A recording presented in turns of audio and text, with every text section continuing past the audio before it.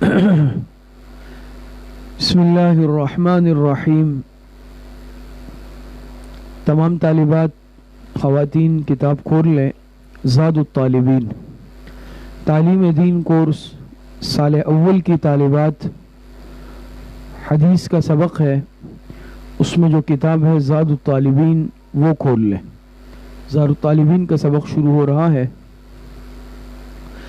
گزشتہ اسباق میں ہم نے حدیث مبارکہ کی تعریف، موضوع، غرض و غایت، فضائل، اہمیت، مصنف کے حالات وغیرہ پڑھے۔ پھر گزشتہ سبق میں الباب الاول، اسی طریقے سے پھر ہم نے مقدمہ پڑھا، خطبہ کتاب جسے کہا جاتا ہے وہ پڑھا گیا۔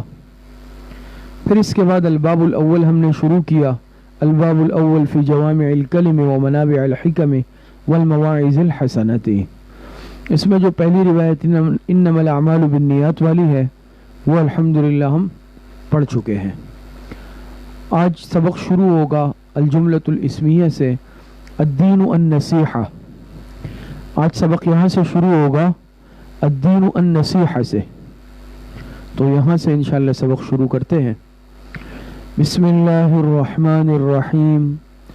قال رسول اللہ صلی اللہ علیہ وسلم الدین النصیحۃ۔ جناب نبی کریم صلی اللہ علیہ وسلم کا ارشاد مبارک ہے کہ دین سراسر خیر خواہی ہے۔ نصیحت کا ترجمہ بھی ہو سکتا ہے کہ دین سراسر نصیحت ہے، دین سراسر نصیحت ہے، اور یہ معنی بھی ہو سکتا ہے خیر خواہی کا کہ دین سراسر خیر خواہی کا نام ہے، دین میں بدخواہی ہے ہی نہیں۔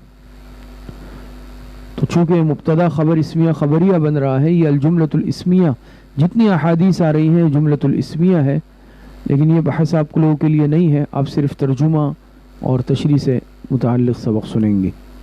تو فرمایا الدین النصیحۃ، دو الفاظ ہے، دین النصیحہ، نصیحہ نصیحت کے معنی میں بھی ہو سکتا ہے، اسی طریقے سے نصیحت کے معنی خیر خواہی کے بھی ہے، والنصح لکل مسلم، خیر خواہی کے معنی میں بھی آتا ہے۔ تو دین یہ سراسر خیر خواہی کا نام ہے، یعنی دین میں بدخواہی ہے ہی نہیں کسی کی۔ ہمارا جو دین اسلام ہے یہ خیر خواہانہ دین ہے، یہ خیر خواہانہ مذہب ہے۔ دین اسلام میں ہر ایک کے لیے خیر خواہی ہے، ہر ایک کے لیے بھلائی کے، اچھائی کے، خیر خواہی کے جذبات رکھنے چاہیے۔ دین اسلام کی تعلیمات یہ ہے، اور یہ انتہائی جامع حدیث ہے، جوامع الکلم میں سے ہے۔ دیکھیں دو الفاظ ہیں نا، دین سراسر خیر خواہی کا نام ہے۔ تو ہر انسان اگر اپنے دل میں خیر خواہی کے جذبات پیدا کر لے دوسروں کے لیے، تو معاشرے سے جتنی بھی بری صفات ہے، حسد ہے، کینہ ہے، بغض ہے، بدنیتی ہے، یہ سب کے سب خود بخود ختم ہو جائیں گے۔ آج مسئلہ یہ ہے، خیر خواہی کے جذبات آج نہ ہونے کے برابر ہے۔ خیر خواہی کے جذبات آج بہت کم پائے جاتے ہیں، اور یہ صرف عوام میں نہیں بلکہ خواص میں زیادہ ہے، اور اتنا آسان نہیں ہے اس پر عمل کرنا کہ انسان ہر ایک کے لیے خیر خواہی کے جذبات رکھے۔ ایک روایت میں آتا ہے نا، جناب نبی کریم صلی اللہ علیہ وسلم نے ارشاد فرمایا احب للناس ما تحب لنفسک، احب للناس ما تحب لنفسک، لوگوں کے لیے وہی کچھ پسند کرو جو تم اپنے لیے پسند کرتے ہو۔ یہ چیز ہے کامل ایمان ہونے کی، کمال ایمان کی یہ علامت ہے کہ انسان دوسروں کے لیے خیر خواہی کے اور اخلاص کے جذبات رکھے۔ خیر خواہی کے معنی ہے مخلص ہونا۔ تو ایک کامل مسلمان وہی ہے کہ جو ہر ایک کے ساتھ خیر خواہی کا معاملہ کرے، ہر ایک کے لیے خیر خواہی کے جذبات رکھے۔ بعض علماء نے لکھا ہے کہ انسان ہر ایک کی خوشی میں، غمی میں شرکت کرے، جنازے میں جائے، قبرستان تک جائے، اور برے حالات میں اس کے کام آئے، یہ سب کے سب خیر خواہی میں شامل ہے، خیر خواہی میں داخل ہے۔ اپنے مسلمان بھائی کے لیے غائبانہ دعا کرے، اس کے جان مال کی حفاظت کرے غیر موجودگی میں، یہ سب کے سب خیر خواہی ہے، یہ خیر خواہی کے جذبات ہے، جسے ہم اخلاص سے تعبیر کرتے ہیں نا، مخلص ہونا۔ تو ایک انسان کو چاہیے کہ وہ ہر ایک کے ساتھ مخلص رہے. پھر خاص طور پر انسان کا جس سے تعلق ہے اور جس کے حقوق اور احسانات ہوتے ہیں انسان پر، جیسے خاص طور پر والدین ہے، یعنی ماں باپ ہے. ماں باپ کے کتنے احسانات ہیں، حقوق ہیں. تو ان کا یہ بھی حق ہے کہ ہم ان کے لیے خیر خواہی کے جذبات رکھیں اور ان کے لیے مخلص ہو. ہمارے اساتذہ ہیں جن سے ہم نے علم پڑھا، دین کا علم حاصل کیا، ہم تک پہنچا، ان کا ہم پر کتنا حق ہے.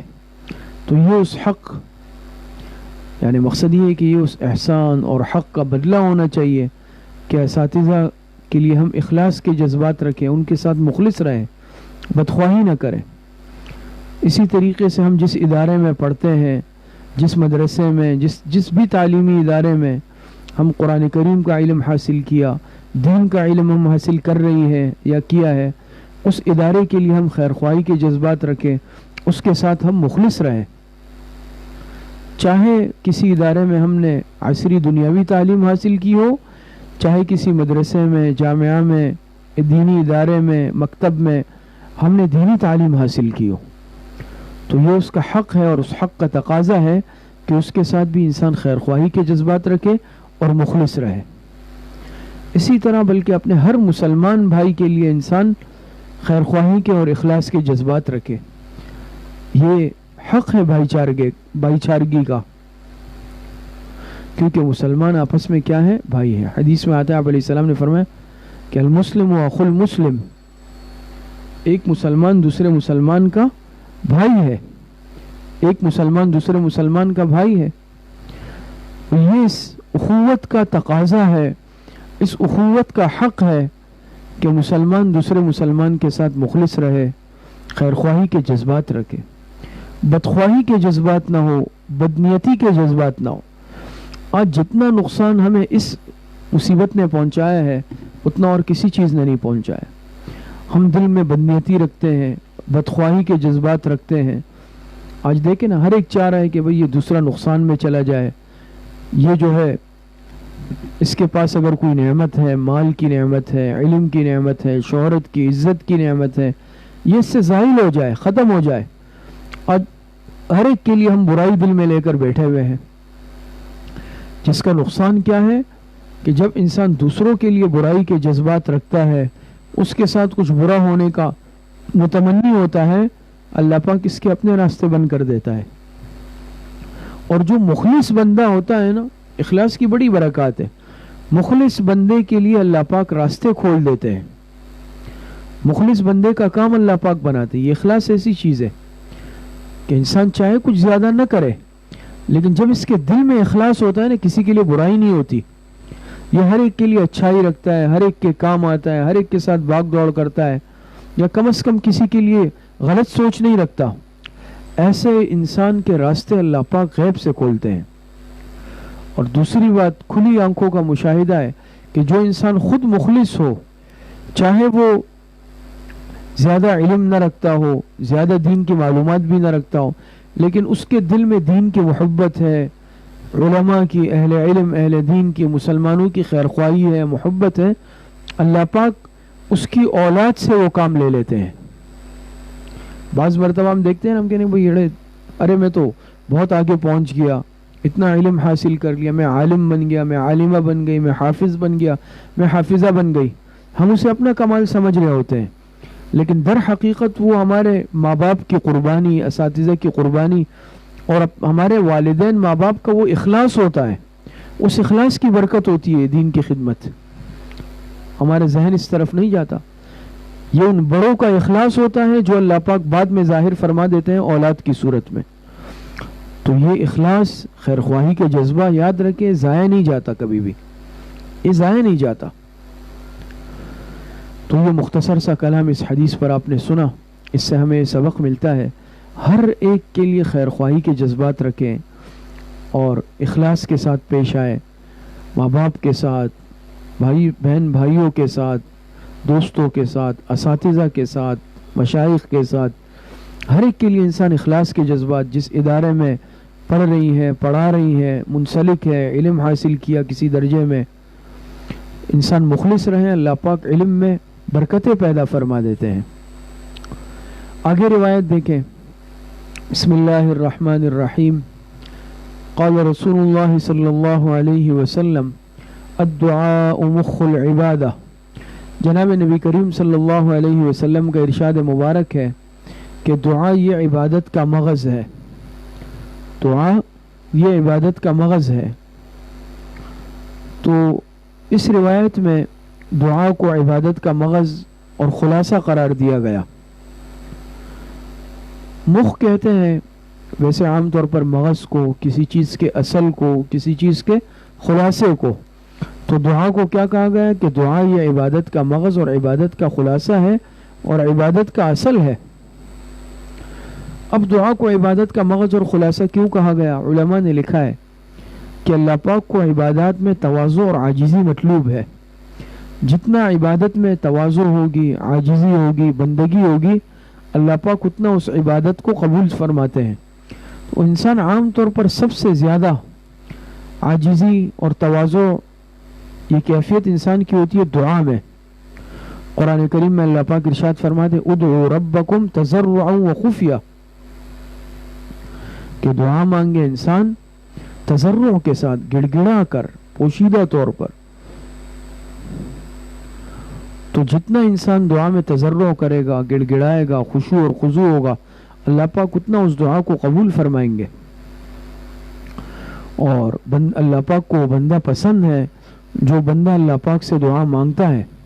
قرآن کریم میں اللہ پاک ارشاد فرماتے ہیں ان الذین یستکبرون عن عبادتی سیدخلون جہنم داخرین، ان الذین یستکبرون عن عبادتی، تو بعض مفسرین ان کو عن قریب جہنم میں داخل کریں گے ذلیل کر کے۔ تو اللہ پاک کو وہ بندے بڑے پسند ہیں جو اللہ پاک سے مانگتے ہیں، اور اللہ پاک ناراض ہو جاتے ہیں ان بندوں سے جو نہیں مانگتے۔ بندوں کا معاملہ تو اس کے برعکس ہے نا، بندوں کا کہ بندے مانگنے والوں سے ناراض ہوتے ہیں، اللہ پاک نہ مانگنے والوں سے ناراض ہوتے ہیں۔ کتنی بڑی ذات ہے اللہ پاک کی۔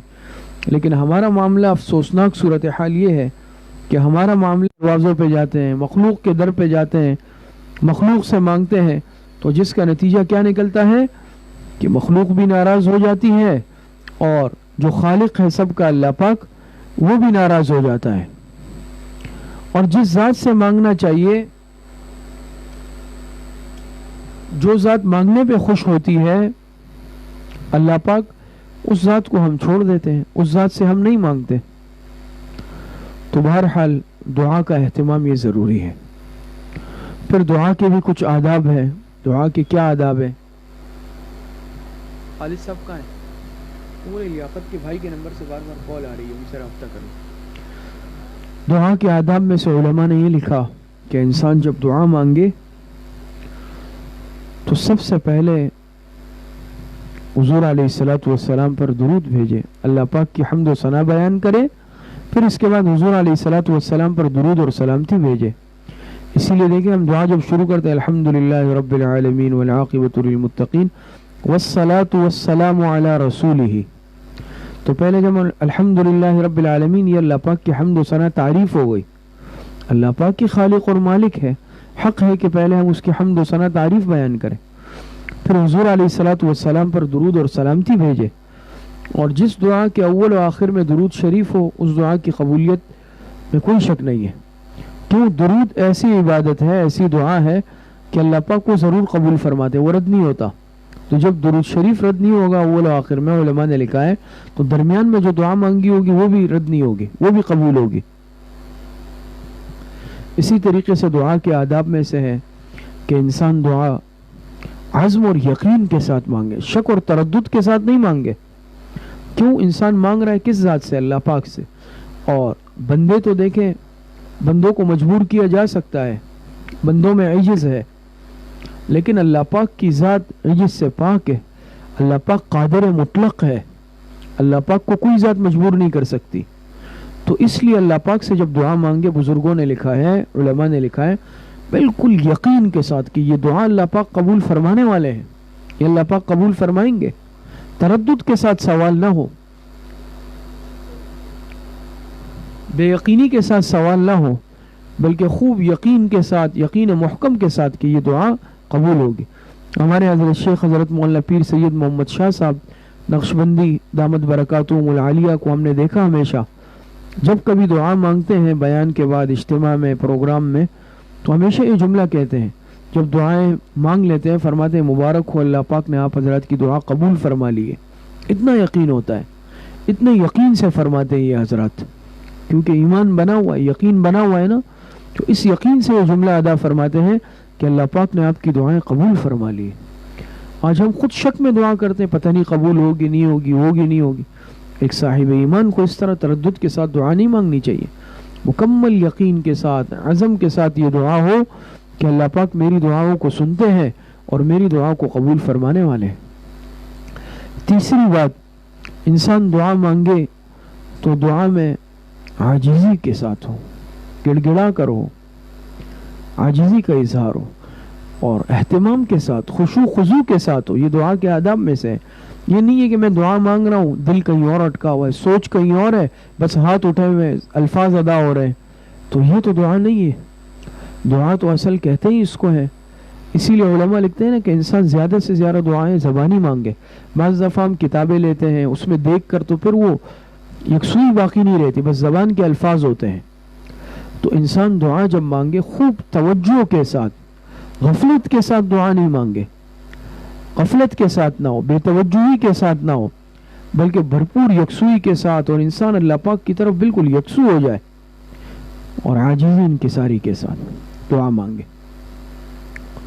اسی طریقے سے انسان جب دعا مانگتا ہے تو یاد رکھیں یہ دعا کبھی ضائع نہیں جاتی.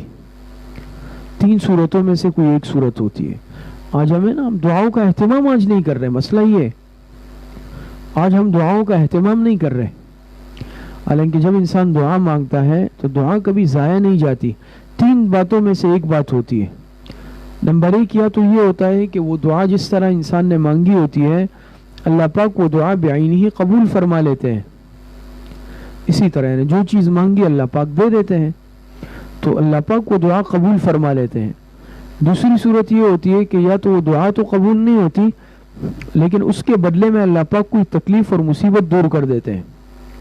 یہ بھی کوئی معمولی بات تو نہیں ہے کہ اس دعا کے بدلے میں اللہ پاک کوئی مصیبت, آنے والی مصیبت ہو یا پریشانی ہو, اسے اللہ پاک دور فرما دے. یہ بہت بڑی بات ہے. تو یا پھر اللہ پاک کیا کرتے ہیں کہ اگر دعا قبول نہیں ہوتی تو اس کے بدلے میں اللہ پاک کوئی مصیبت, کوئی پریشانی وہ اللہ پاک دور فرما دیتے ہیں. اور تیسری صورت کیا ہوتی ہے کہ وہ دعا دنیا میں اللہ پاک قبول نہیں فرماتے بلکہ اللہ پاک آخرت کے لیے ذخیرہ کر کے رکھ لیتے ہیں, اسٹاک کر لیتے ہیں, جمع فرما دیتے ہیں اس بندے کے نام اعمال میں.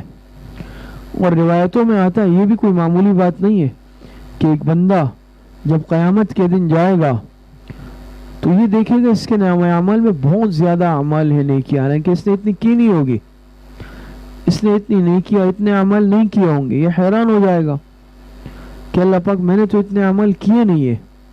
تو اس سے کہا جائے گا کہ یہ اصل میں تمہاری وہ دعائیں ہیں جو تم نے دنیا میں مانگی تھی لیکن وہ قبول نہیں ہوئی, اسے آخرت کے لیے ذخیرہ کر دیا گیا. تو روایت میں آتا ہے یہ بندہ یہ تمنا کرے گا کاش دنیا میں ایک بھی دعا قبول نہ ہوئی ہوتی. اب آپ بتائیں دعا کا مانگنا یہ کتنی اہم چیز ہے, لیکن آج ہم کتنے غافل ہیں. فرض نماز ہم پڑھتے ہیں, نہ فرض نماز کے بعد ہم دعا مانگتے ہیں, نہ خاص قبولیت کے اوقات ہے اس میں ہم دعا مانگنے کا اہتمام کرتے ہیں. بالکل آج ہم دعا سے غافل ہو چکے ہیں, دعا مانگنے سے. اسی طریقے سے ایک بات اور سمجھ لیں کہ دعا کی قبولیت کے لیے ایک بنیادی چیز رزق حلال کا اہتمام, لقمہ حلال پیٹ میں جائے. خدا نہ خواستہ اگر حرام کا لقمہ پیٹ میں جا رہا ہے, اللہ پاک ایسے بندوں کی دعائیں قبول نہیں فرماتے.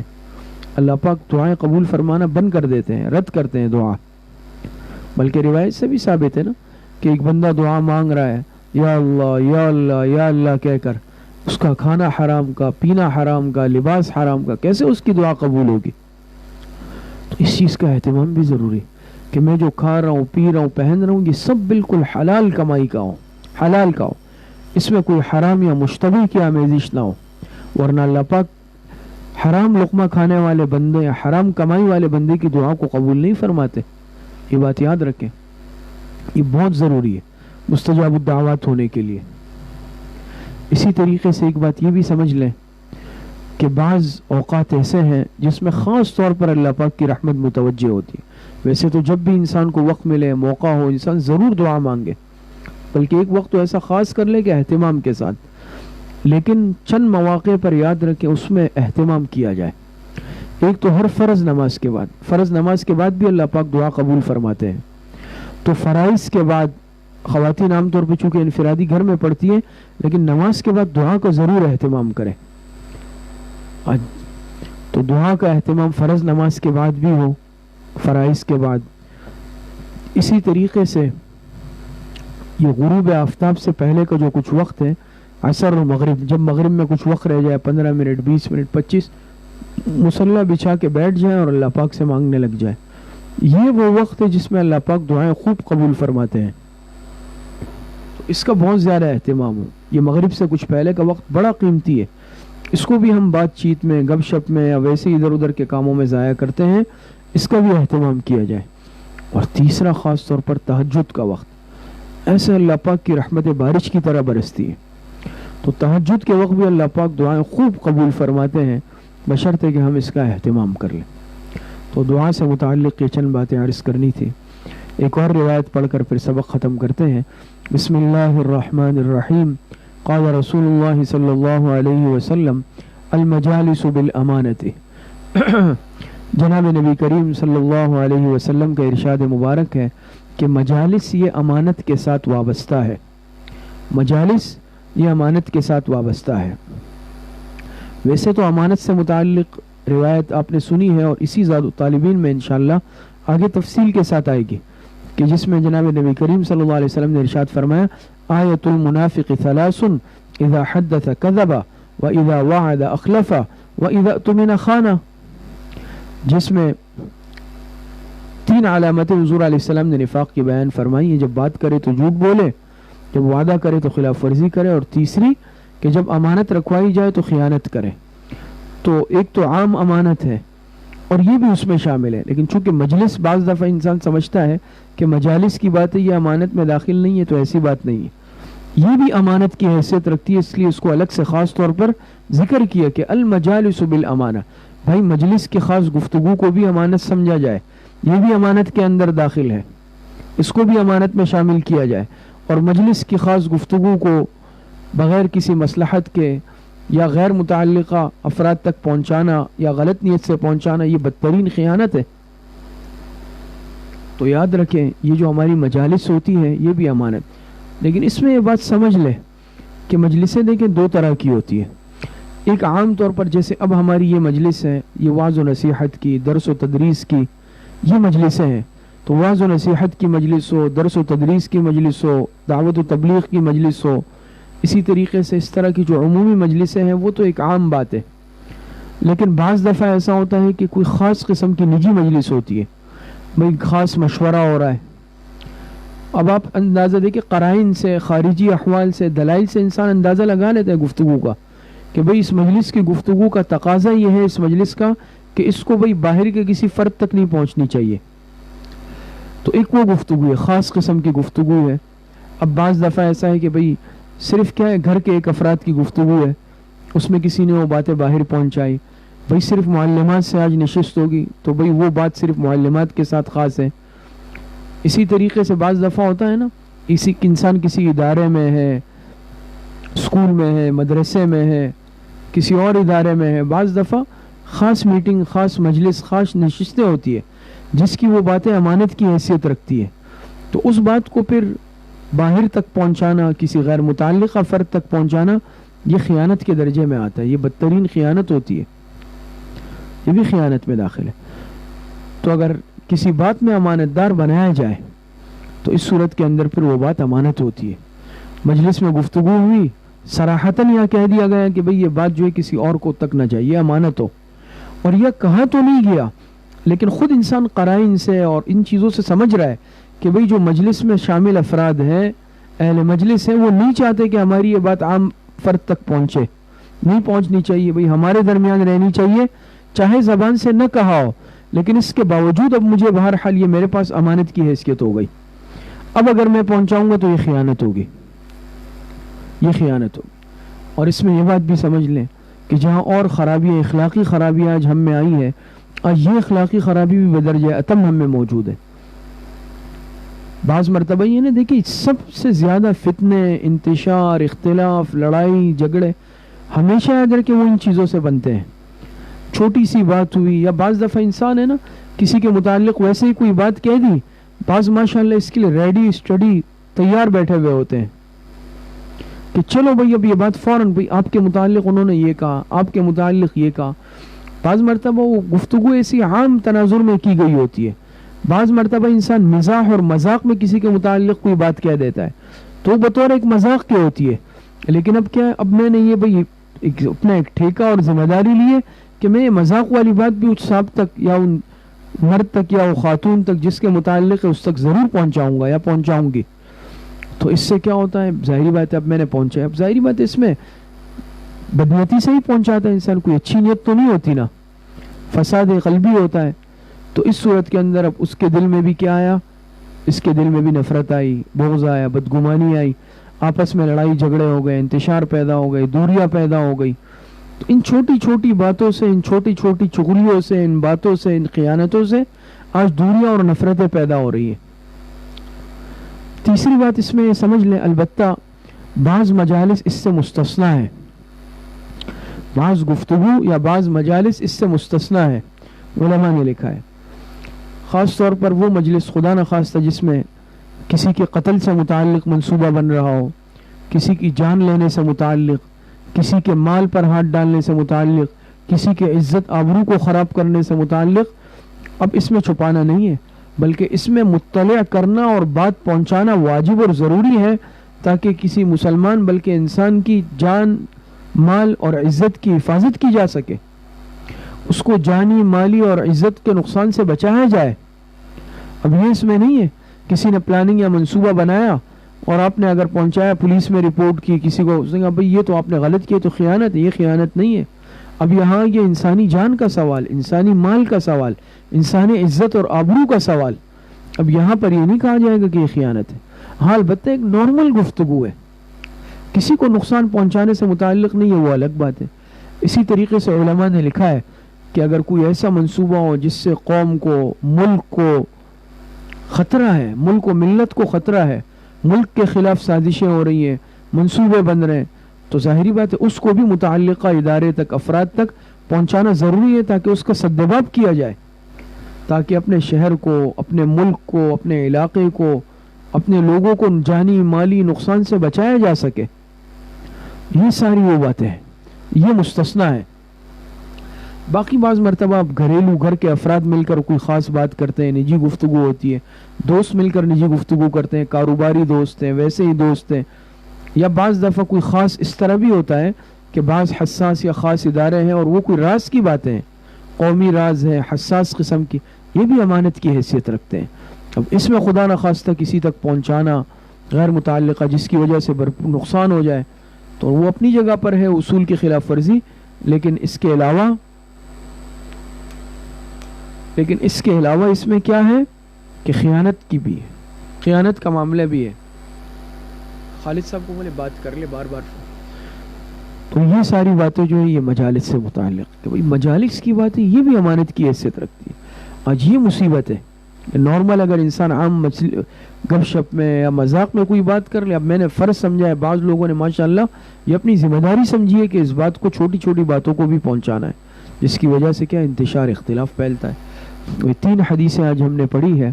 پہلی حدیث الدین والنصیحہ، کہ دین سراسر خیر خواہی ہے۔ اس سے ہمیں سبق ملتا ہے کہ ہر ایک کے لیے خیر خواہی کا جذبہ انسان دل میں رکھے، اخلاص کے ساتھ پیش آئے، مخلص رہے۔ دوسری روایت پڑھی دعاؤں مخ العبادہ، دعا عبادت کا مغز ہے، تو دعاؤں کا اہتمام کیا جائے اور دعا کبھی رد نہیں جاتی، انسان بھرپور اعمال کے ساتھ ساتھ دعاؤں کا بھی اہتمام کرے۔ اور تیسری چیز المجالس بالامانہ، تو انسان جہاں دوسرے معاملات میں امانت اور دیانت کی رعایت رکھے، وہاں مجلس میں بھی انسان امانت سمجھے، مجلس کی باتیں بھی امانت ہوتی ہے، اور اس میں انسان خیانت نہ کرے، کوئی ایسا غلط نیت کے ساتھ قدم نہ اٹھائے جس کی وجہ سے انتشار، اختلاف کا، نفرتوں کا ماحول پیدا ہو۔ اللہ پاک صحیح عمل کی توفیق نصیب فرمائے۔ وآخر دعوانا ان الحمدللہ رب العالمین۔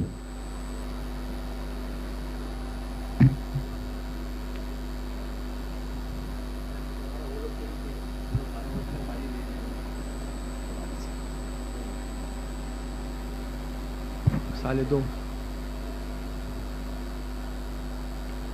نیا اشتہار لگائے، مجھے بتائیں۔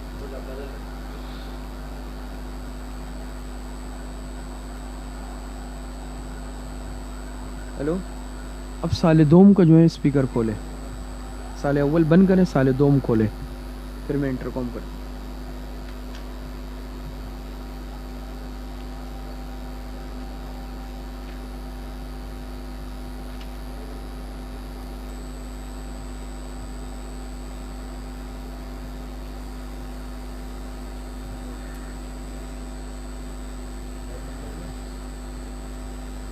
سال دوم کا اشتہار لگا لیں۔